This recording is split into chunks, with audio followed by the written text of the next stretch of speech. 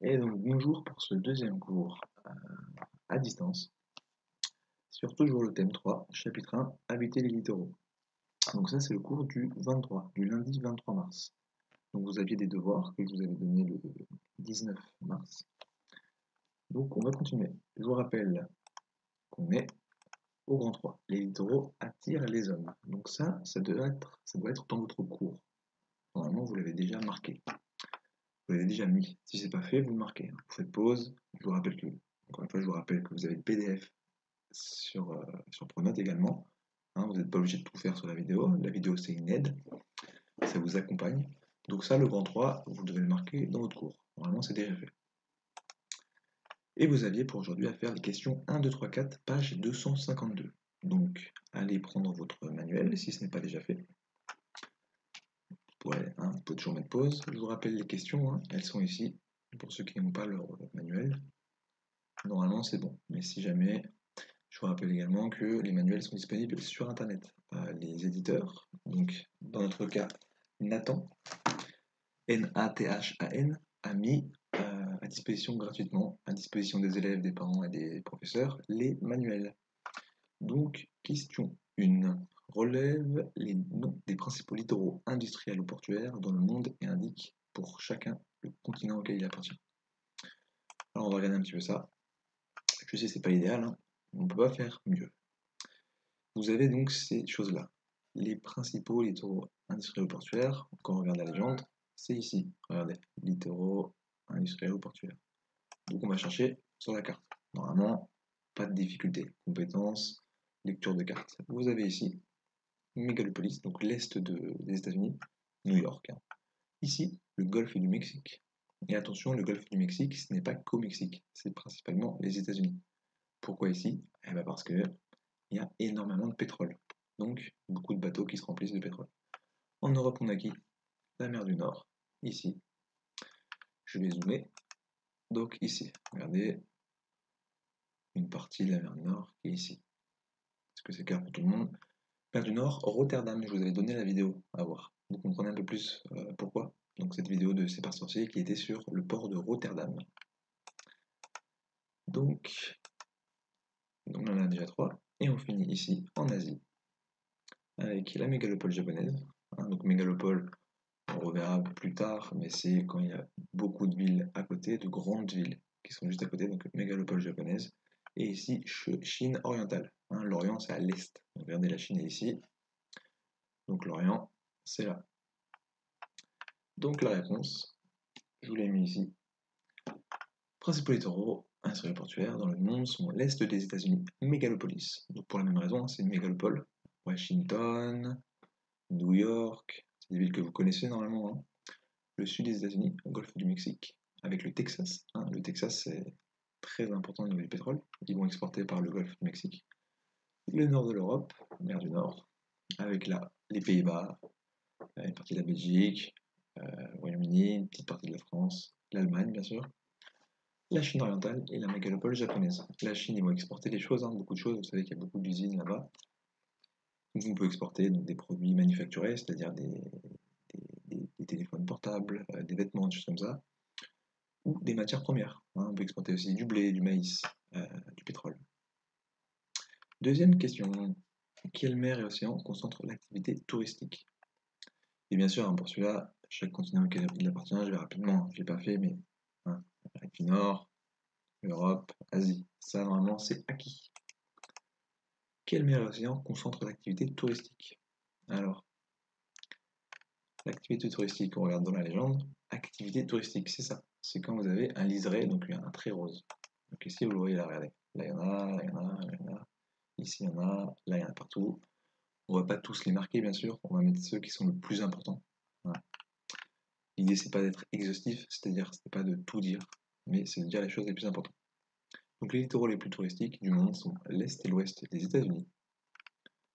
Donc, l'Est et l'Ouest des États-Unis, ici, avec la Floride notamment, et ici avec Los Angeles. Tout le monde connaît Los Angeles. Et ici, Miami. Donc, l'Est et l'Ouest des États-Unis.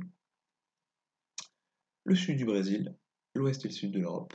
Donc, sud du Brésil, c'est Rio de Janeiro, Sao Paulo. Même si Sao Paulo, c'est pas directement sur la côte, mais toute cette zone-là est très touristique. L'Europe, très touristique. De la Bretagne, en passant par le Portugal, le sud de la France, l'Italie, la Grèce, très très touristique. Ensuite, je vous ai mis les Seychelles et les Maldives. Seychelles et Maldives, c'est des archipels, c'est-à-dire que c'est un ensemble d'îles. Donc ici, Seychelles, Maldives, c'est un ensemble d'îles où c'est un peu paradisiaque. C'est un peu les représentations qu'on a avec le sable, les cocotiers, la vie agréable où il fait chaud. Donc c'est pour ça qu'il y a beaucoup de touristes.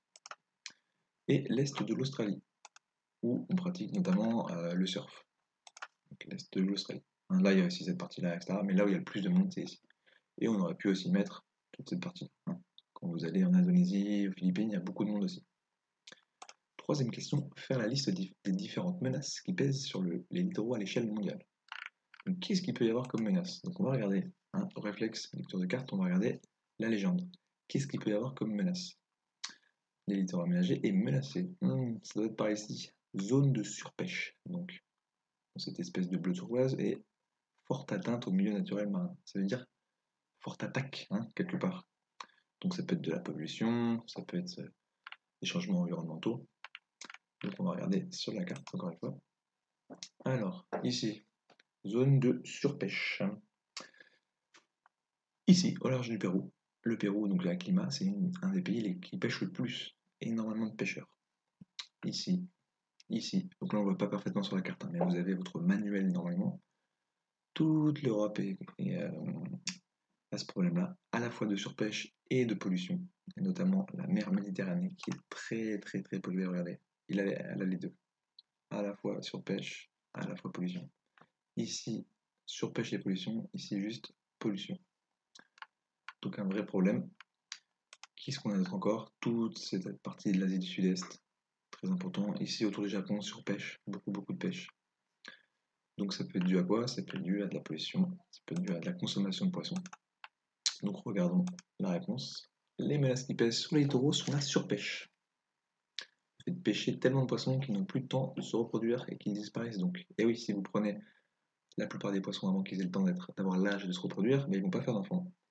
Et les poissons vont disparaître. Donc c'est pour ça que chaque année, il y a énormément d'espèces qui disparaissent. La pollution par les bateaux. Un bateau, ça peut polluer beaucoup par des produits chimiques déversés dans l'eau. Par les usines, donc directement sur les côtes. On déverse directement les eaux usées, des produits chimiques. Par des objets jetés par les gens qui se retrouvent dans l'eau. Quand vous jetez une canette, même si vous la jetez à Grenoble, par le jeu des rivières, des torrents, des petites choses comme ça peut se retrouver assez facilement dans la mer. Et après, ça flotte. Et ça tue les tortues. On fait simple, mais l'idée, elle est là. C'est que tout ce qui est jeté même à Paris peut, avec les fleuves, arriver directement dans la mer. Le réchauffement climatique, causé par les activités humaines, réchauffe l'eau et détruit également la faune et la flore des océans. Si vous avez par exemple une algue qui est habituée à avoir de l'eau à 12 degrés, si cette eau passe à 14 degrés, cette algue meurt. Si cette algue est mangée par certains petits poissons, ils n'ont plus cette algue, ils n'ont plus cette nourriture, donc ils meurent. Si ces petits poissons sont mangés par des plus gros poissons, ces plus gros poissons meurent. Voilà, c'est le cycle naturel et c'est donc dramatique. Donc réchauffement climatique, mais on en a déjà beaucoup parlé. Dernière question, quels littoraux sont concernés par les différents types de menaces? Les zones les plus concernées, donc on l'a déjà dit un peu, États-Unis, ouest du Pérou, ensemble de l'Europe, en particulier la mer du Nord et la Méditerranée, et l'ensemble de l'Asie de l'Est. Ça, ces réponses-là, vous les avez dans votre PDF. Donc vous prendrez le temps de les voir, de prendre des éléments que vous n'avez pas. Je vous rappelle, ça c'est les réponses.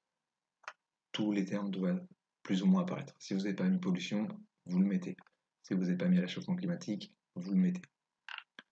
Donc prenez une pause dans la vidéo comme vous voulez, vous faites ça à votre rythme. Hop, une fois qu'on a fait ces questions-là, on passe au cours. Donc ça sera marqué côté cours. Ça sera marqué côté cours dès que vous pouvez.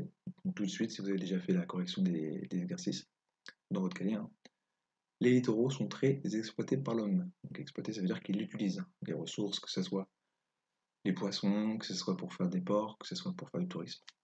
Les pêcheurs veulent pouvoir pratiquer leur activité sans contrainte. Quand on est pêcheur, on veut pêcher. Mais ils doivent s'imposer des limites pour ne pas épuiser les ressources aquatiques de la mer. Si le pêcheur pêche énormément une année, il sera content, mais l'année d'après, il n'y aura plus de poissons. Donc le pêcheur perdra son emploi. Je simplifie volontairement, mais vous voyez l'idée. Les touristes, oula, il manque une majuscule, les touristes veulent profiter du littoral pour se détendre.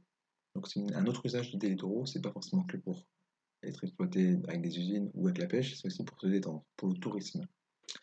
Profiter du littoral pour se détendre, mais doivent en échange respecter l'environnement. Ne pas jeter de déchets sur la plage par exemple. Les activités humaines peuvent avoir des conséquences catastrophiques sur le littoral, comme les marées noires. Donc ça, les marées noires, on en a parlé rapidement, c'est pour ça qu'on a parlé du golfe du Mexique aussi. Ici, des fois, soit à partir de plateformes offshore, c'est-à-dire de plateformes qui creusent dans la mer pour sortir du pétrole, soit à partir de pétroliers, donc de gros bateaux remplis de pétrole, qui s'échouent, et ben on peut avoir des marées noires. C'est-à-dire que il y a de l'essence, en gros, du pétrole qui se répand dans l'eau et qui va s'échouer sur les mers, sur les littoraux. Ce qui est arrivé par exemple en Bretagne plusieurs fois, où toutes les plages, un certain nombre de plages étaient recouvertes de mazout, de pétrole. Donc ça pollue, ça tue les animaux, ça tue les plantes, ça pollue l'eau. Donc c'est dramatique.